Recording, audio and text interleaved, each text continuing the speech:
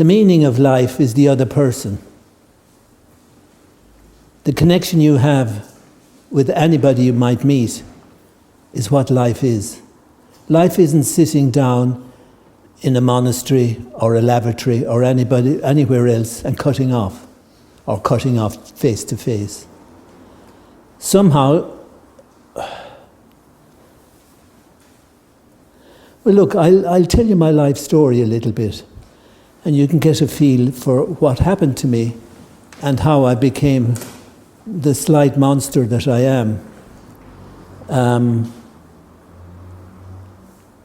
I was born in Ireland, and my dad was born in Ireland as well.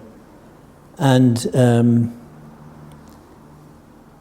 he came from the west of Ireland, which is about the furthest part of Europe away, closest to America.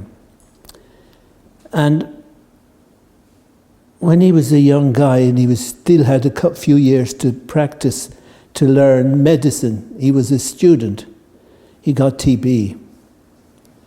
And he was confined to bed for 2.5 years. And when I left my mother's breast at the age of 3 months, she put me in his arms and he started to instruct me. Now, I didn't know, but my ancestry goes back to 620.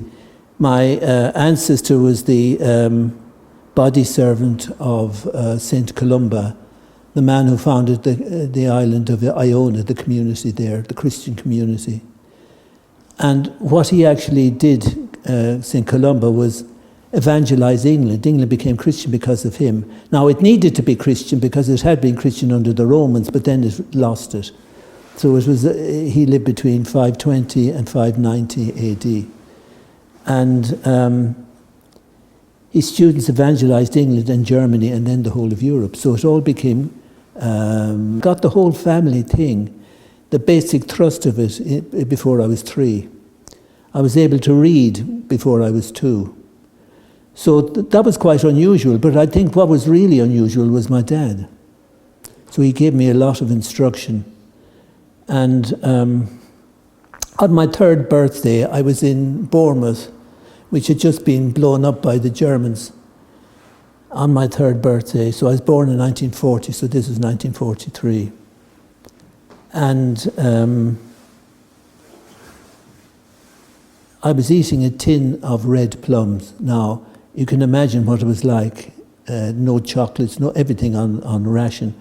And somehow or other, they got it together to get me a tin of these plums, red plums. And I was enjoying it. And the sun was shining. I looked up and I saw my mother, and the tears were streaming down her face. Now, my mother was possibly the most beautiful woman in the world, literally, facially, and her body. And she never got it right. She won a beauty competition that Yvonne Maureen O'Hara had won. My mother had such a difficult character. She went for a film test and they couldn't deal with her. She was too difficult. And she was a beautiful singer as well. She had a dramatic soprano voice. And there she was with all this beauty and all this thing, and the whole thing was a mess. Now, I knew none of that. And I saw the tears streaming down her face. Well, now, I'll explain why this is so important, because when I saw her, my energy from this part of my body, the thymus gland. Now, the thymus gland is 2 inches below the notch in your chest. And when you're young, it's huge. And when you get older and more miserable, it gets smaller. So my thymus energy went and joined with hers. And I didn't know that this was misery or I didn't know what it was. And but what I understood immediately was that I didn't understand. And not understanding what happened, because of course I love my mother, and I had a certain kind of character, and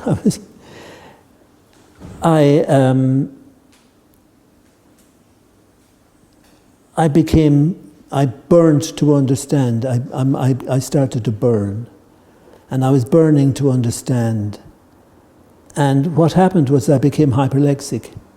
Now, hyperlexic is a rare condition, but it means you cannot stop reading. Now, I read, and I averaged, when I wasn't at school and so forth, 10 hours a day. And my eyes used to pack up, and that's probably why my eyes are so bad now. But I read like this. And my father used to have to buy collections of books. He used to go to auctions and buy these trunk loads of books left by some dead person. And, you know, you'd be surprised how many different dead bodies gave me their books. And so I would make all the authors chronologically to see what was what. And because what I wanted to understand is what the author understood. What had he learned in his life of writing books? Now, they could have written 5 books, 10 books, 20 books. And I'd read them all, trying to learn. And it never occurred to me to read anything but novels. So it was always novels. And so I read these books.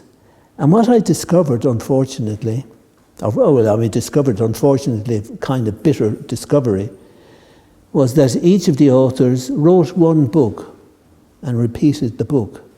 So by the end of his writing life, he didn't understand any more than he did at the beginning. And I did this, and I did this, and I did this. And when I was 14 and a half, I read the works of Sir Walter Scott, you know, Ivanhoe and all that, Bride of Lammermoor. He wrote in dialect as well. I read the whole bloody thing. And I did that, I think, in 2 days. And I put the book down, that was it. I couldn't stand it anymore.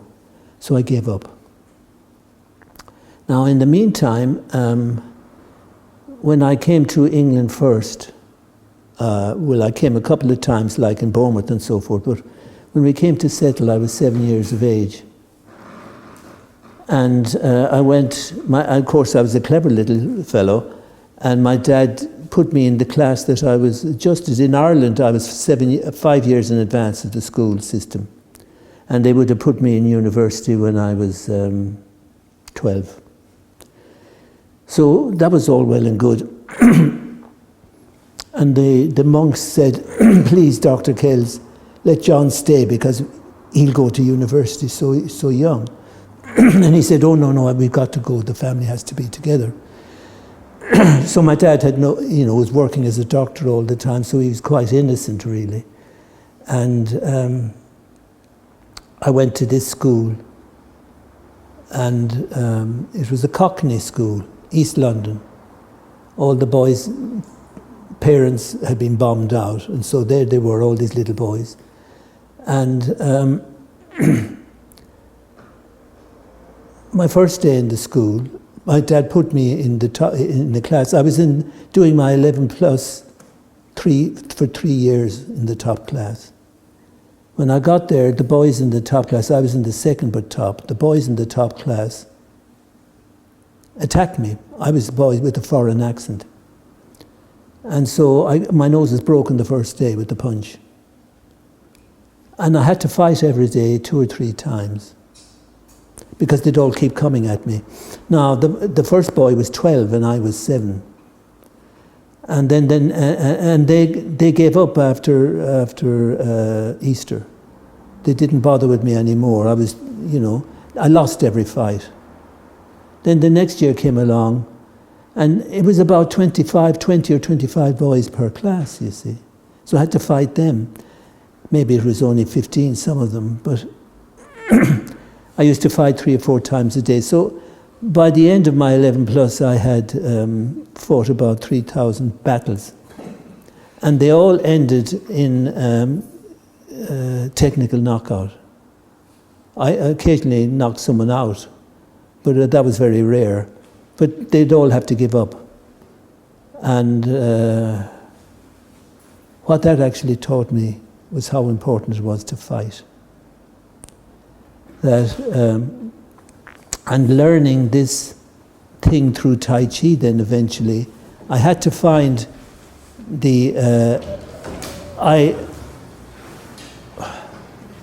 I somehow got in the way of somebody who was a murdering swine, and he killed people, and he wanted to kill me. And so I got worried about self-defense on the big scale, because fighting someone like that, one-to-one, if you beat them, they'd take a rifle and shoot you. So I had to find a way of defeating this enemy that didn't rely on beating him to death. That was against my principles, you'd be glad to hear. Anyway, I went around, I did karate and judo and all these things, but they were useless because they would just set up a fight and for me to be killed at a distance. So I eventually found Tai Chi. Now, Tai Chi Chuan talks about yielding. Now, what happened when I found Tai Chi is I found quite a good teacher, the best one going, and I began to learn. And but this fellow kept after me, and eventually, when actually a knife and a gun were produced on the same day, I had enough, and I went to China the following month. And the story of my interest in I found the best teacher, and the best teacher was about yielding. The best teaching was softness, the quality that is natural to a woman, which is not natural to a man. So Dr. Chi said, once all the women, meaning all my students who went to him, all the women are better than all the men. Because that soft quality that women have is the quality that we all need to have, but that men often do not have. And so it has to be beaten into them, so to speak.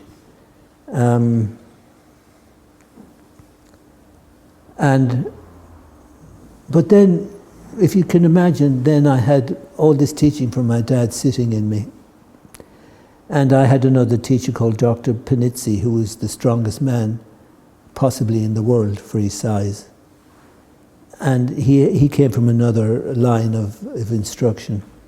Not what we're doing, but something to do with destroying disease. So a natural healer. And somehow or other, the first day I arrived in China, my teacher got me up 5 o'clock the next day to go to the park where they all did their Tai Chi. And their weapons and they all loved it, you see, so they were there. And the first thing anybody did when they saw me, they came up and tested my power. They put their hands in the crook of my arm and mine in theirs, and they said, push. I pushed them back, no problem. Then they called of the other fellow, the strongest guy, and I pushed him back, no problem. And my teacher, Liang, who lived to be 102, by the way, when he saw that, he said, and he brought me to his teacher. Now, his main teacher was Chen Manqing, who was an unbeatable boxer. But his number 2 guy was Wang Yanyan. And he was 15 stone of bone and muscle. And so I went up to him, and then there was this testing again. And so we pushed at each other. Now we pushed at each other for 20 minutes. And he went back. Now they were totally amazed. I never understood why this was happening. I didn't understand what was happening. I have no idea. And when I was in America then with other teachers, black and white guys, so to speak, I was able to do the same thing. Now, what it really was that my father's art was eventually, I eventually began to understand that what I had that was unusual came from my father. And although I became top-notch Tai Chi in some respects, it was just a version of what my father taught. Now, the main secret, this has all been a preamble because I'm going to teach you the family secret immediately. It's the only way to do anything.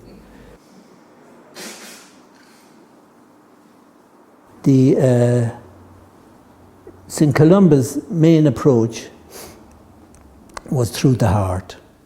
Now, all my ancestors were Irish pastors.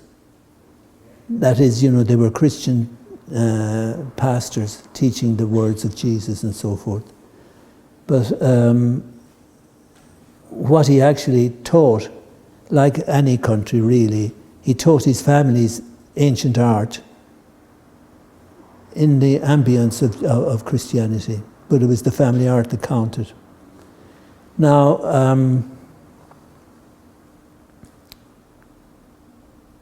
the average approach to the heart is very common. I love you with all my heart, crunch, crunch. Then all the soldiers say, I love you with all my heart, crunch, crunch. They go off and kill everybody. Or they're not, they're not adverse to killing people. How can this be possible? Something's wrong. I mean, there's photographs of what the Roman Catholic Christians call the Sacred Heart of Jesus. So there's a photograph of this guy in long hair with his heart open and, plump. Now, what my ancestors' teaching was basically that this is not the correct way of approaching the heart. You approach the heart indirectly. If you approach it straight on, it bashes back, and the wisdom that is normally there is gone. And so what happens now, so we have ancestors, guardian, ancestor energy, guardian energy, human energy through the life gate posture in the back, the temples, the angel energy, and destiny.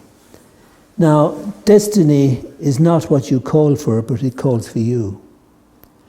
So what happens with your true destiny, you might like to think, the words are very difficult.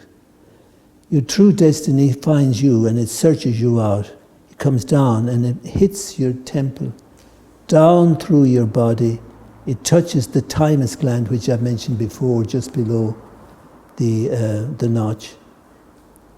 Thymus heart. So the thymus and the heart are joined together. Now, one of the reasons, or the main reason, the human beings are so dangerous and get it wrong so woefully is our upright posture. It doesn't take a genius to realize why the ordinary animal on four legs doesn't kill its own kind. It doesn't hurt its family. It protects, it makes babies and all sorts of things. But it doesn't go out and kill its own kind. It really doesn't. They may fight for a mate, and that's the most of it.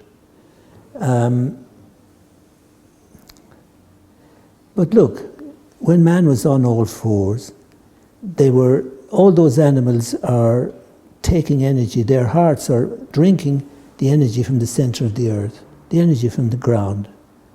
They're embracing the ground with their legs and their forearms.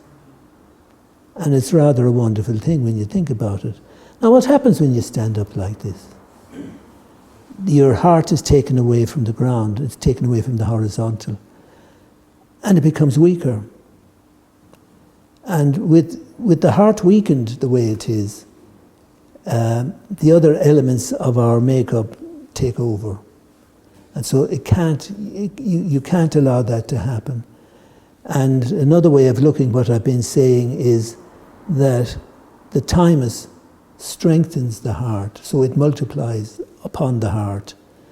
And it's very important that you get this extra power Now, the extra power and all that can be practiced. It has to be practiced. So it's not just a fun thought. And today I'll try and teach you something that you'll be able to take away. The main thing is to develop your thymus gland. So what happens with me now is that my thymus gland is awake all the time. So I have a feeling for warmth, and all sorts of interesting things happen. But basically, I've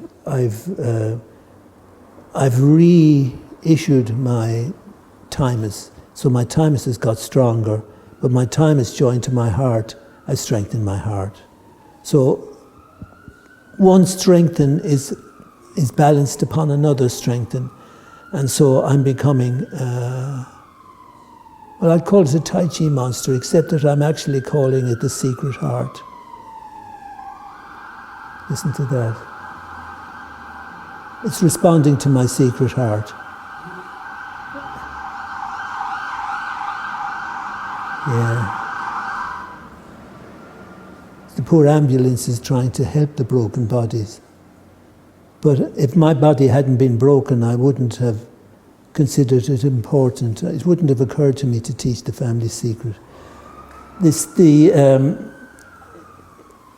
The last of my ancestors to be a pastor teaching Christianity at the same time was Alexander, who had come. What had happened was they were teaching St. Columba. My ancestor was his body servant from the age of 5. At the age of 10, St. Columba got sick, and he wasn't very well, and my ancestor was there and helping him all the time. Are you all right there, Camilla? And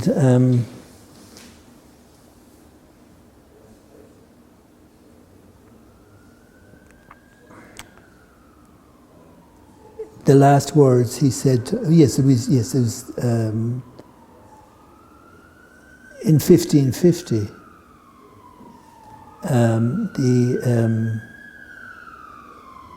My ancestors became, they were never Roman Christians. St. Columba told my ancestor, he said, found your monastery and keep your truth safe. Now, he ordered him to found his monastery in northern Italy, in one of the Celtic valleys of northern Italy. And so that's where my lot were until about 1550. And the Pope sent his mercenaries to kill my ancestor. And so it's a bit of an adventure, really, so I might as well tell you. And so the Pope sent his Irish mercenaries with 2 Italian officers.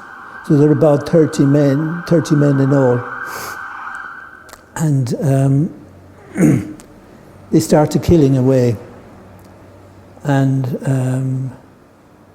my ancestor heard them speaking Irish, Gaelic, really, I suppose you call it. And he spoke to them in Old Irish. And they were absolutely amazed. They were absolutely gobsmacked. They couldn't believe it. And of course they regarded him as something special because he was like a saint. And they talked to each other for a moment. The Italian officers got irritated and they killed them. So the mercenaries killed the officers and put my ancestor and his wife and their girl on the 2 horses, and they directed them to France, where they became allied to the Huguenots. And of course the massacre of St. Bartholomew's Day in 1572, they were on their travels again. So they travelled around and they ended up in Scotland, my ancestors. And from Scotland in 1750, my ancestor, he married Elizabeth, I forget what was her name, Elizabeth Crawford. Elizabeth Crawford was a descendant of William Wallace and St. Patrick, apparently. So I've got quite an amount of blood in me. And he was in Ireland, he came to Ireland, and they built him his little church, and there he was. And he lived, born 1700,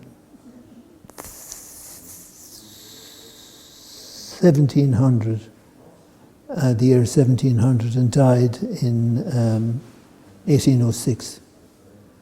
He had 3 children who lived to be over 100, and the daughter who was lived to be 110. So there was something striking about him. And basically, this period of 1400 years is very strong. So we're at a juncture, so I'm a juncture master.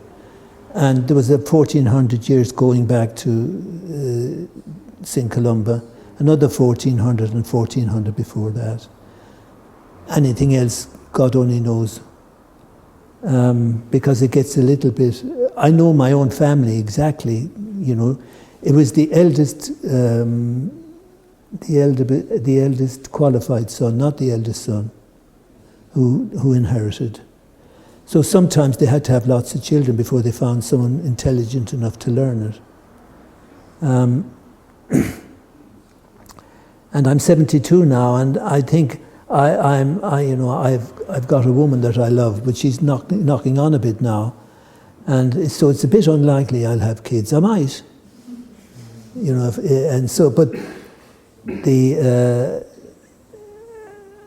my accident gave me pause for thought, and somehow or other, I have to find people who have some interest in either me or what I do, or what they can do. So somehow the stepping outside of time, space and calculation, so somehow the signposts that people adhere to and love, that make them feel safe, is not what life is. Life isn't safe. So life is about taking the next step. Now, what's really important is to be the fighter that I naturally learned as a small boy. It's not taking things easy. Now in Tai Chi, we have the principle of yielding. So you give energy out and you yield. You yield uproot and downroot. Yield, uproot, downroot. But basically what you're doing is yielding. Yield, attack, yield, attack. Receive and give, receive and give. So what yielding means is that you give way, so that the person can't find anything hard to push. When he reaches a certain point, when his hand reaches his toe, it can't go beyond the leading toe, because if it does, he's off balance. And so he'll naturally stop, and if he doesn't stop, you can pull him. And if he does stop, you can add your energy to his and uproot him. And the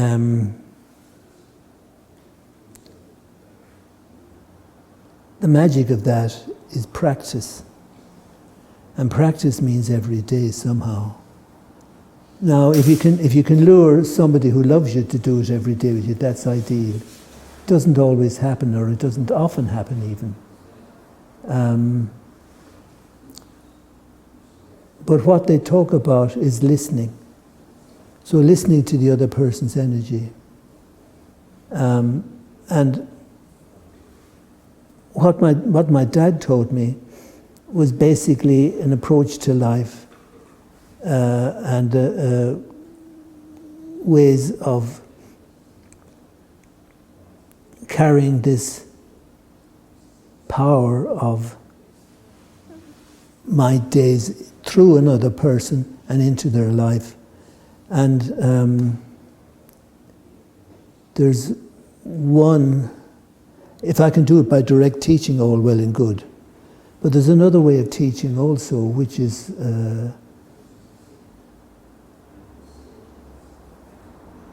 not only strong, but very common in a gentle way. And that's by transmission. So by being in the company of somebody who has a quality that you like, then you gradually, over a period of time,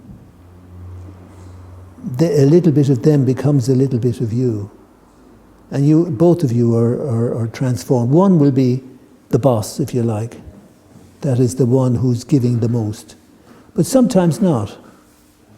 But that business of being in the company of somebody you love, or somebody who you care for, and being open to what they are, is really beautiful.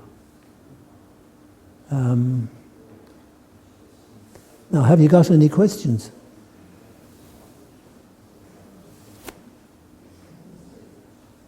Don't be shy. I'm quite a nice bloke.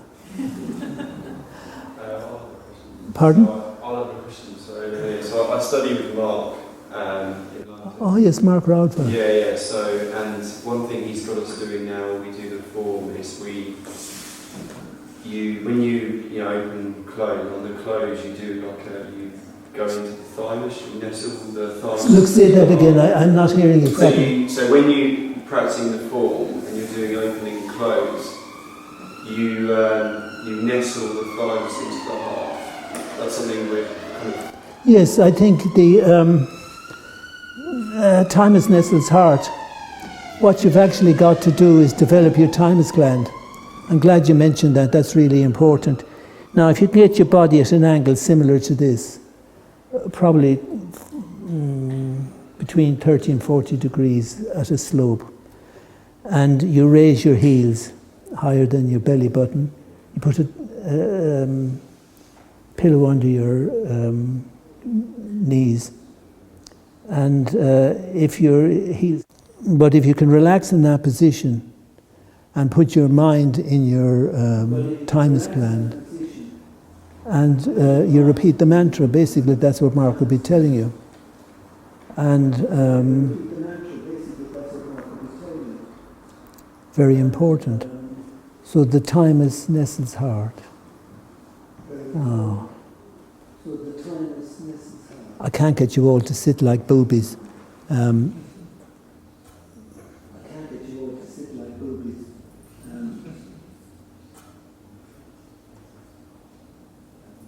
Okay, so look, could you put your three fingers, your index finger and the other two fingers underneath it on the notch, so you're covering the thymus gland, and just say the words. I mean, it's a bit awkward, but you can say it. Thymus nestles heart. Thymus nestles heart. Thymus nestles heart. Thymus nestles heart. Thymus nestles heart. Now just keep the mind there and say the same thing. Thymus nestles heart. Thymus nestles heart. So this is care, love. So you're pushing the back of the palm.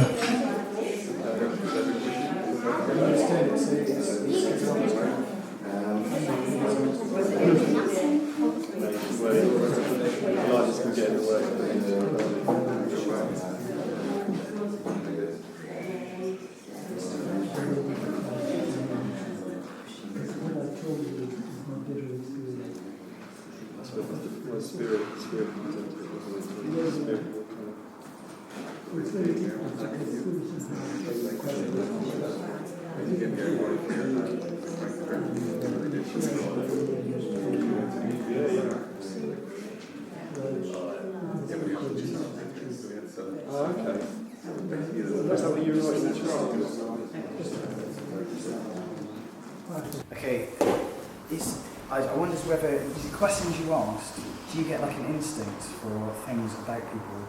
Yes. Yeah, okay. So because you asked us completely different questions, and yet they were very relevant to us and our lives. Well, there's something really quite interesting. When people die, astrology, of course, is fascinating. But why is it we don't all learn astrology? And you know, it's not, at one point it was very relevant to people who were totally ignorant. And a little suspicion of the future went a long way. And they talked about the hour of your birth as setting your astrology chart. And that's interesting, but it's the wrong way around. Because it's not the hour of your birth that counts, but the hour of your death. Now, when you die, your heart stops beating. But that's not your actual death. The male and female principle separate. And there's a descent of fluid, the male and female principle, descending from the nose 2 or 3 days later, unspecified time. That's the time of your death. Now, there's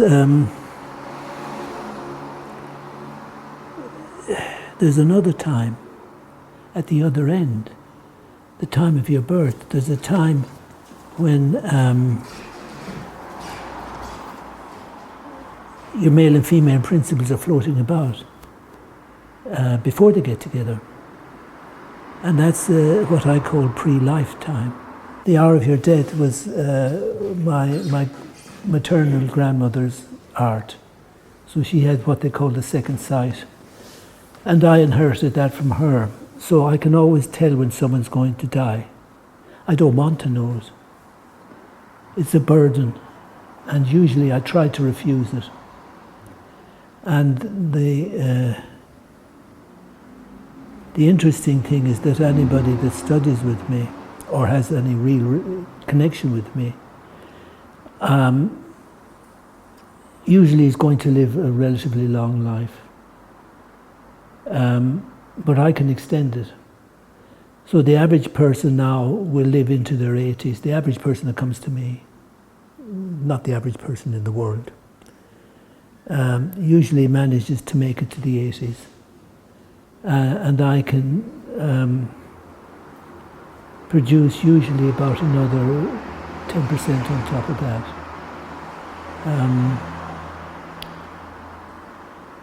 Now that's pre-life energy. Now the pre-life energy, by another description, is called the dark energy, or in my school it's called the dark energy.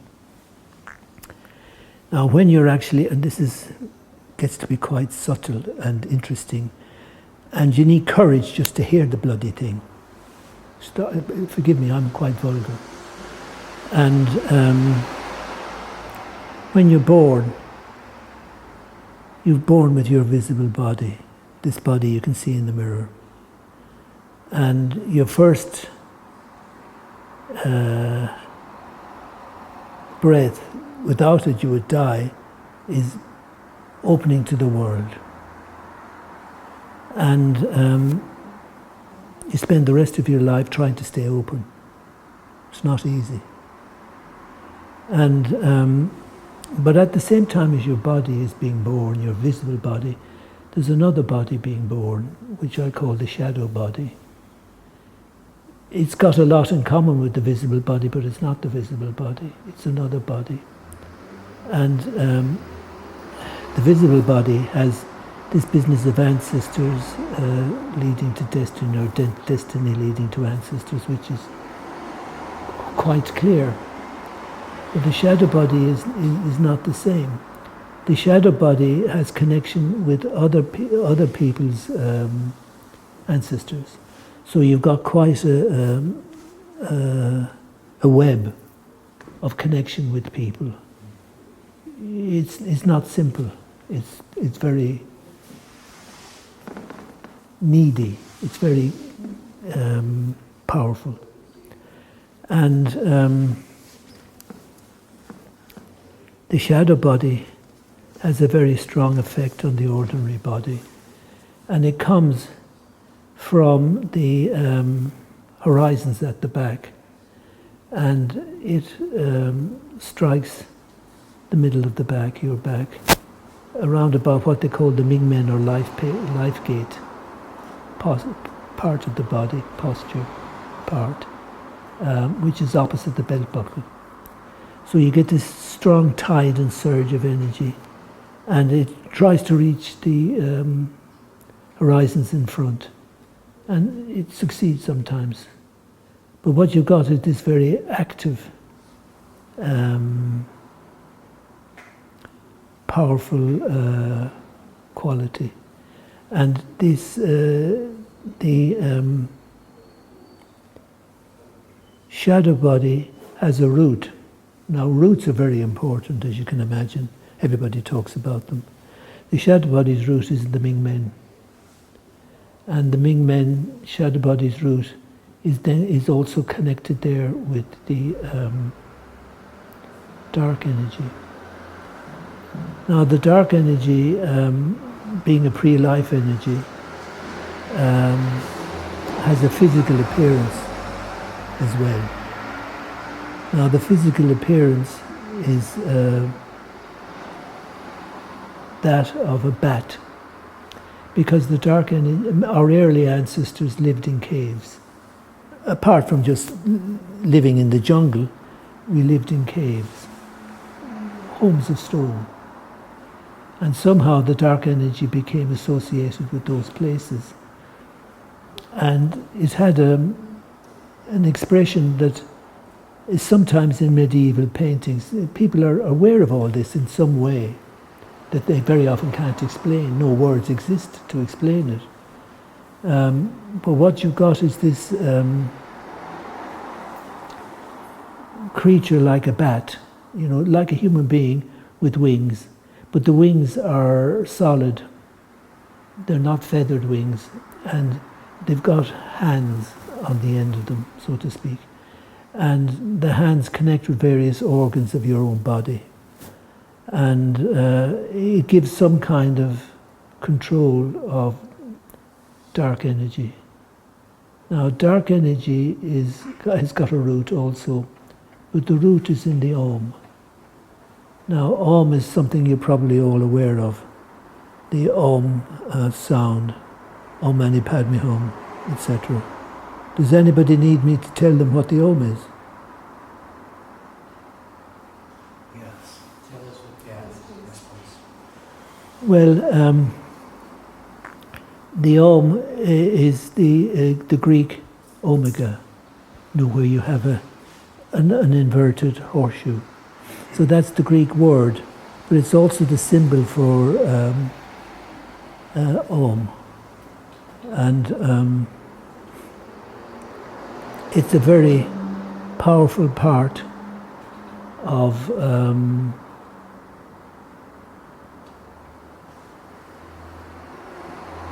Chinese and Indian, very much so Indian also, part of Indian culture. So I had a Tibetan teacher and I became, a Tibetan at one point in my life. And he had to give up because I was so much into my Tai Chi. And we became good friends. And he realized what I was doing was the same but different. And what's the problem with Om for most people is that they don't know where it is. It's like people don't know where the soul is. But if you like, I'll tell you where the soul is. It's the third vertebra between the shoulder blades. And the Chinese say that the liver is the home of the soul. So if you can think of the soul somehow vibrating from the third vertebrae into the liver. So it's a beginning, because nobody can tell you what the soul is. It's all bullshit. The soul is something that goes to heaven. That's what I was taught. The soul is the part that goes to heaven or hell or purgatory or whatever you say. And everybody has a clear idea of what spirit is, only they don't. Spirit flashes from the eyes, but it doesn't just flash from the eyes. People go drinking spirit. You know, I must say I didn't drink spirit, I used to drink beer. And I had to give it up. My father was very good with me. He said, "John, you always overdo everything, including moderation." So I miss my dad every single day. But you've got this this bat, and the energy of the dark enters the stone, and somehow you develop a root. Now, generally speaking, in Tai Chi, the root they consider it through the legs, and that's okay. You know, you can develop that if you do your Tai Chi well. You've got power. You know, as you hollow the chest around the shoulders and you kind of behave like a strong man, you become one, or a strong woman. And so that's what happens. But this kind of power is not all that interesting to me. Because, you know, I went all those years becoming a Tai Chi expert. And it wasn't actually what I was interested in. I found it interesting at the time. But then suddenly I realized I had all this other knowledge, which was actually more interesting. So I've been reviving my dad's power. And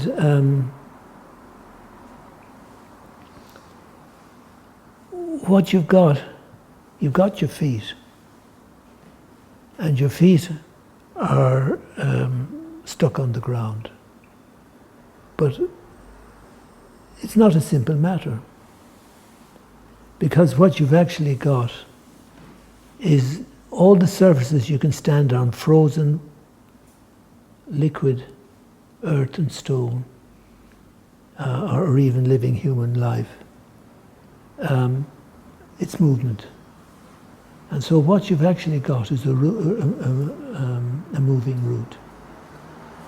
So moving root is very interesting, because what it means is that these surfaces are moving like this. And what happens when you're standing there is that the energy comes down from the crown of your head, down your back, and enters and becomes the moving root. The elbows, the insides of the arms, and there's a point on the heel, which they call an insomnia point. Which if you're Chinese and want to sleep and can't sleep, you get someone to jab you. It helps you sleep. But it's the heel. Anywhere in particular? No, well, yes, it is a particular. So it's where you. Yeah. That's your insomnia point.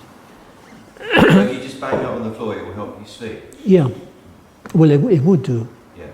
I mean, if you have an acupuncture tea, probably do it better, but it hurts. And so you've got this, and your body is being swept down and swept down and swept down. Now, the average way of being a spiritual person is you still the mind. Now, Zen and Chan meditation, they meditate sitting opposite a wall, you know, and they become a wall, so to speak. So their mind quietens down, and it's all very nice. But that's not life. And what I realized when I came across these monks is that what they're able to teach is how to become like them. So they can teach you how to become a monk, but they can't teach you how to be a bus driver, or how to be a medical student, or how to be an ordinary person. They can't do it, they don't know it. They don't practice it. Why should they know it? You've got to practice what it is you want to be. And you've got to find a teacher, if you can, that teaches you how to be you, whatever you is. And what I've got is something different.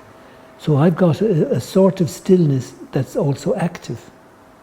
So the stillness actually smacks you in the face. So you've got the moving root here, you've got the shocking still as well. The shocking still? That's right. So the shocking still hits you in the face, and the energy comes down the front of your body, and you've got this juxtaposition, moving still, and that is moving root and shocking still. Now, when you've got this coming this way and this coming this way, then where are you? And so you are the essence of then what you are, because all this is movement. Not quite what you are, is it now? So you are what stands between the one down and the one down. So what are you in between? So I call it pith character. Pith like a center of an apple. Pith character. Now, the pith is the molten center of the earth. The hu yin, which is the part between your legs, the perineum. Then the tonsure and the heaven. Center of earth, hu yin, tonsure, heaven. So that's the pith. And the character then is the Thymus, heart, spirit, soul. So that is the character of a person. Now character, as you can imagine, is tremendously important. Why does nobody talk about it? Because you can be very clever and very expert and very rich without much of a character. And a character is very closely associated with grace. With grace? Yes. So grace is a transforming quality that is your gift to whatever it is. And I think that character and grace together is like a strike to the Tao. Now the Tao is a Chinese concept which means way, or the way of nature. And that's the whole Chinese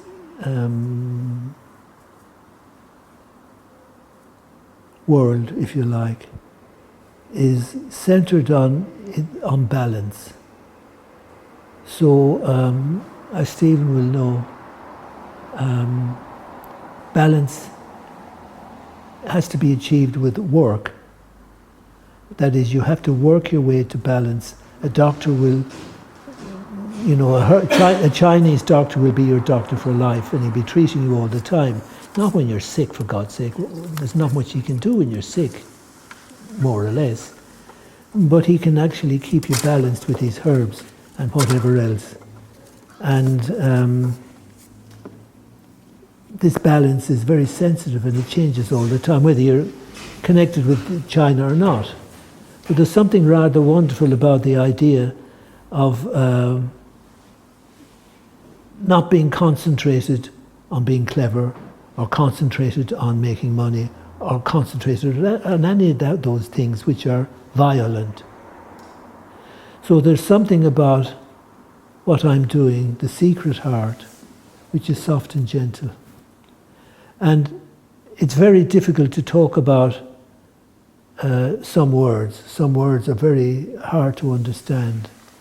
And love is one of them, and perhaps the most precious.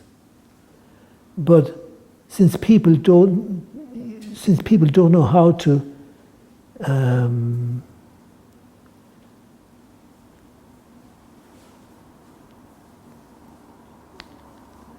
discover the secret heart, they don't know the indirect heart. What comes to them is too confused. So in early life you're confused by making babies, and then when you get a little bit older, it's not quite so much how to mate with another person, but how to live with them. And being in the presence of somebody you really care for, who really cares for you, is such a blessing. So many people get it wrong. We all get it wrong for a start, but to have your whole life going wrong is a real diddle. And so somehow there's a way of unlocking that. And would you say that by discovering the way to the secret heart, it would help in one-to-one relationships, in these primary relationships. Well, it would have to. If both people knew. Yes. So the secret heart is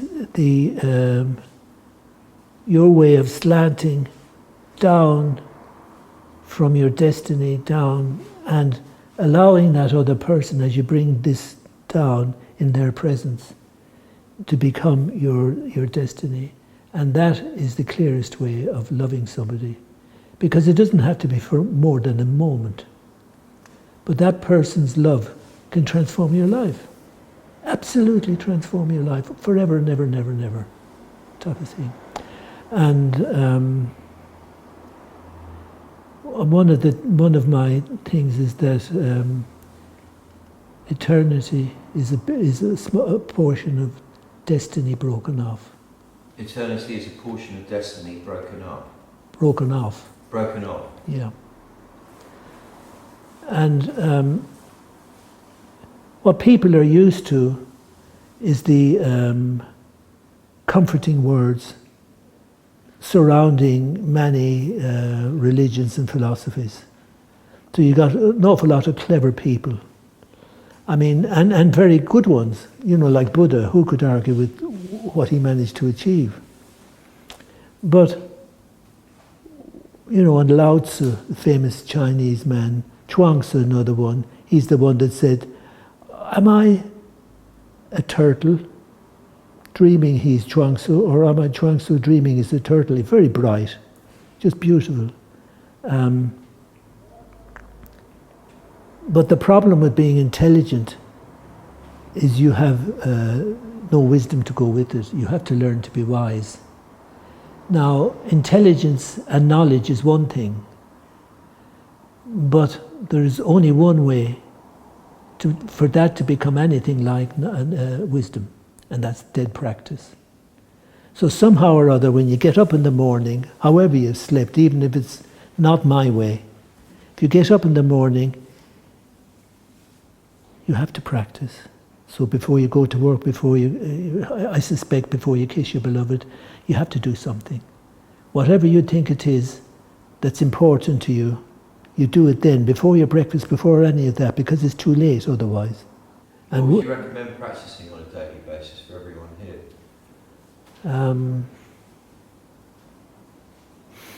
Well, I would practice lying in the sleeping posture for at least 10 minutes, practicing the mantra Thymus nestles hard. I think if you can remember how we've done this, which is yield attack, but it's really care and love. So that it's like two people sawing wood. That's what the Chinese call that. But it's in fact just a simple way of giving and receiving energy. You don't have to bonk anybody to do that. Oh, it's nice to do so, but it's not the only way. And I think there's something very interesting about dealing with people, with everybody. So people that you're not going to make love to, people that you're not working with, but just people off the street. We're not off the street. So none of you are normal, I'm glad to say, as far as I can tell. You're all quite special people. And even for just the moment here, we're of the same family. I have responsibility for you. I have responsibility for not ballsing this up. I have responsibility for telling you the truth. Now, the truth, I think, if you want to practice the truth, I think there might be a simple meditation you might like to think of. When the stalks of the eyes reach the back brain, there's an organ called the pineal gland. And on each side of the amygdala of the pineal gland, there's two little sacs of amygdala sacs. So now I call that Om. Ankh. So that was the secret meditation of the Roman Empire. And to find a way of practicing that, it is also the thrust of truth. So now with all the complications that I'm giving you and all the revelry, you practice a little in the morning, giving and taking, loving and caring, loving and caring. Thymus nestles heart when you're the lying posture. And so you're saying that you should concentrate on where the stalks are, on the amygdala? that's right, yeah, pineal amygdala. So it's a bit like a penis with the two testicles. Yeah. So if you can, that might help a bit. Well, and you visualise and you feel them relaxing the amygdala? That's right, yes. Yeah. That's right. And it's just a little something you can get into. Because if you put yourself there, then what happens, the whole power of what I'm teaching is the mysteries of truth. When St. Columba gave my ancestor his last instruction, he was in the point of death. My ancestor was only 20, but he'd been with Columkill for 15 years. He said, found your monastery, he said, and keep your truth safe. Now, the truth was it. And there is the truth, maybe, but what you find is your truth. And the stronger you become with your truth and understanding your truth, the stronger your life will be, the more you will give to the people you love and they to you. Because somehow you have to allow people to love you. It's not so easy. And I think, without becoming depressed on it, when I wake up in the morning now with my body broken and all that nonsense, I'm actually quite happy. Because if I hadn't had all that damage to me, and if I hadn't been watching the morphine drip and all that, I wouldn't have changed the way I have and become a better person. I've been in pain all my life. When I was the youngster getting battered, and then later on as a professional athlete, because I became a professional athlete when I was 19, I was 19. And, or was I? Can't quite remember. But it means pain. And so it's just a different order of pain. And I think you've all felt what pain is like, suffering. Even if it's just emotional pain, you might say, but it's in the body as well, you feel it. It's an attack on your peacefulness. So when you do your meditation, and however you manage it, there's two words that go together very strongly: peace and hope. Yeah, well, do you want to demonstrate it first, and then? Yeah. Okay, well, look, I'll show you what it means. Om loves energy. Om loves energy. Energy loves sacred bowl. Energy. I have to tell you a little bit about it first. The sacred bowl is at the above the Thymus point, and it's the sacred bowl in lots of different cultures. It's the same thing. It's the bowl that Jesus drank from at the Last Supper. And of course, when he did that, all the disciples were able to speak in foreign languages. Of course, they just spoke Hebrew and everybody could understand them, but it amounted to the same thing. And the whole wonderful story of Jesus was repeated in other cultures, several other cultures, exactly the same. 3 wise men, all the same. So that's somehow what we need. We need that, or the average person needs it. And I respect it hugely, of course. But look, so you've got the sacred bowl. Let me think. Then you have the Thymus heart. Then you have the crest posture. The crest posture, my bone is here. The energy fires out like this. Then the whiz posture, which is up here.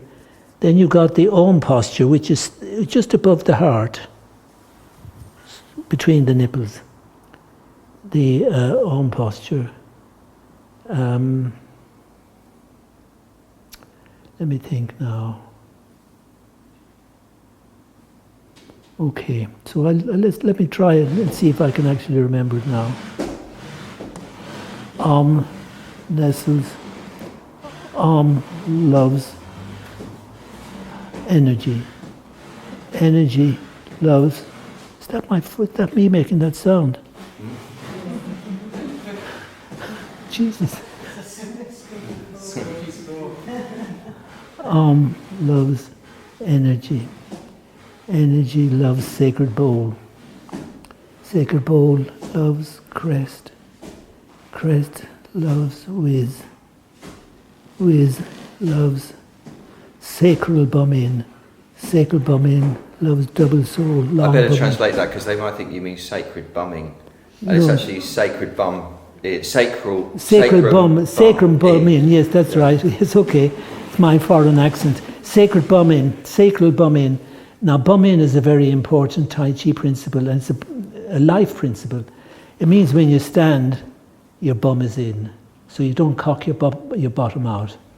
If you do, you've got a useless life. Sorry about it. The more your bum is in, the better for you and the better for the world. So it means the sacrum is perfectly vertical. And so I'm talking about sacral bum in, then double soul sacral bum in. Now the Ankh is this thing we've been talking about here. Okay. And the walking is to get the energy moving, so people could just walk in their own way, right? Oh yes, you don't have to walk in any particular way. Yeah. Okay. Crest loves whiz. Whiz loves sacral bum in. Sacral bum in loves double soul, long bum in. Double soul, long bum in loves Ankh senses explode.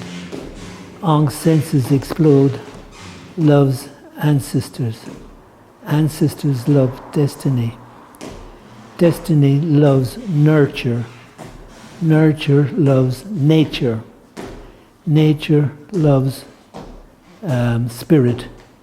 Spirit loves, there's something there. There's a chair. Spirit loves spiritual.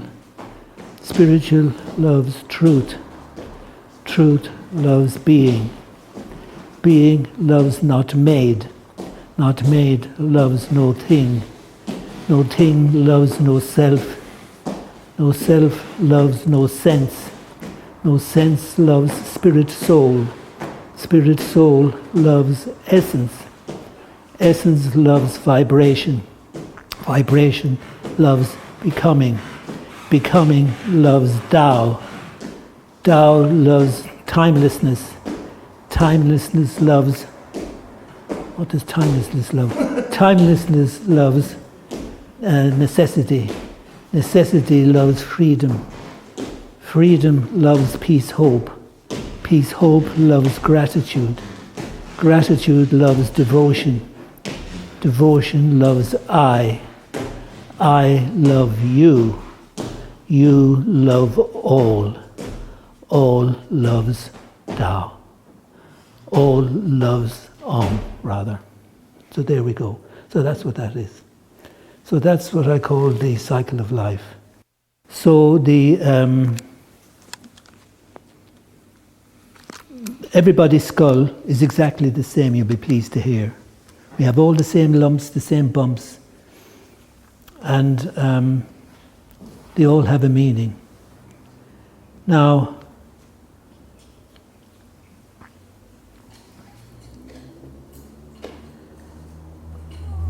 what these bumps are is, they're human there,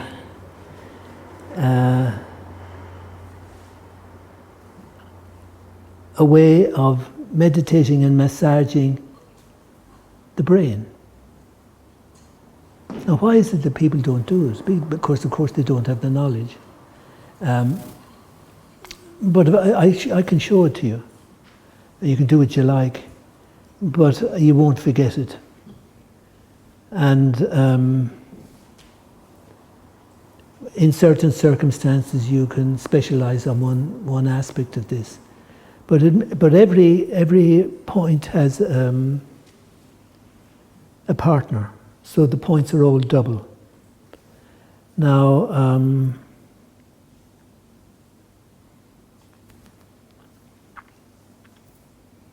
okay. So I'll go through them all now and I'll see, I mean, I have to remember the damn things myself.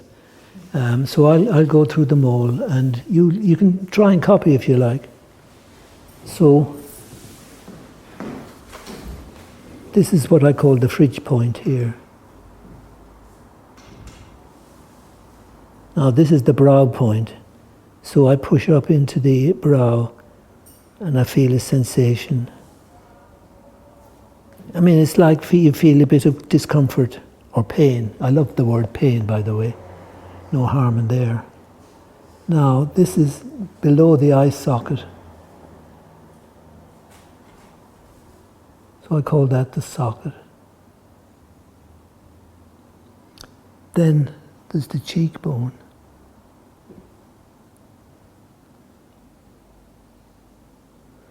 Then there are two nerves at the top of the jaw.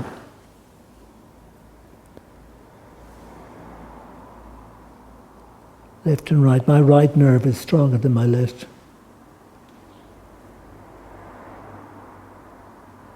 Then there's a posture I call thong, T-H-O-N-G. The top of the ear, a little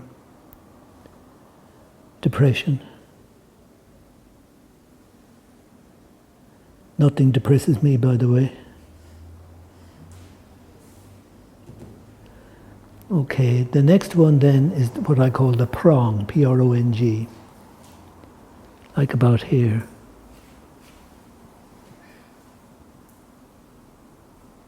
So that you can, it's like there's two little flowers. That's the prong. Now the next one is called the fontanelle, which is where all the bones meet, the back of the skull, or towards the back of the skull. Fontanelle.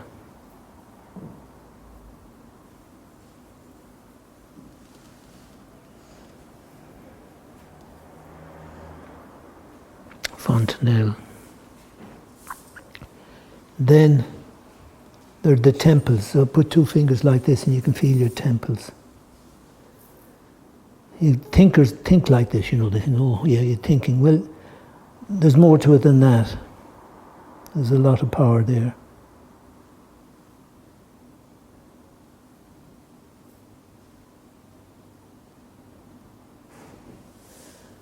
Then there's about 3 inches above the hairline, there's something I call the chimera. You just feel little bumps. It's like little punctuation marks. Chimera. Now there's pinch. What I found it by pinching my own chin. But how I do it now is I poke. So poke down on my chin, either side. Now, the next lot, of course, when I'm poking that, there's a little massage, but I kind of spent a couple of minutes on it, which I couldn't do now. I'll drive you mad.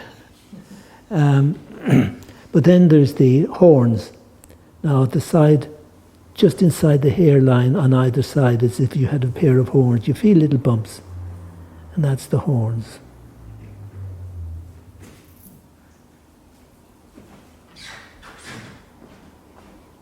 Then there's the an inch above the hairline. You have the fourth eye.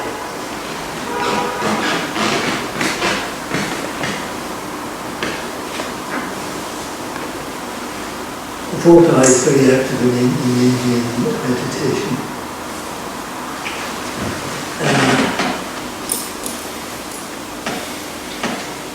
The next one is called the chin tap. So you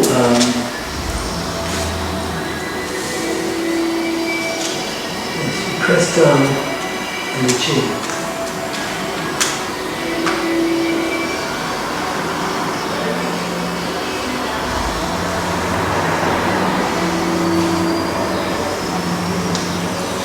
got a little depression here, which I call sideburns.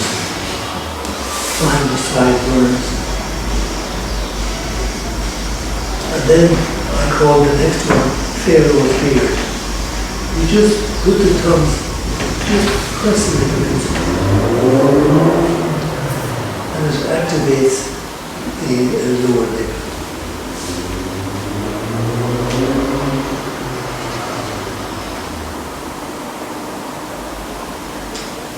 The next is what I call 5 eyes. Your joints of the thumb against the top of your ear and the index fingers coming against the skull. And you find 2 active points. That's it. And kind of waggle about till you find a bit of pain.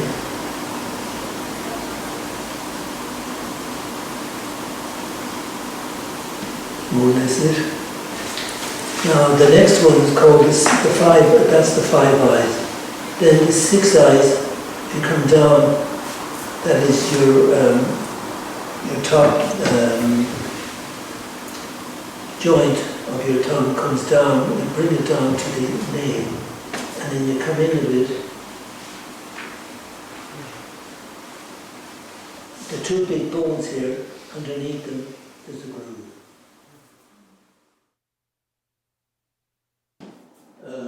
Amazing grace, how sweet the sound that saves a wretch like me. I once was lost, but now I'm found. Was blind, but now I see. 'Twas grace that made my heart to fear, and grace my fear relieved. How precious did that grace appear! The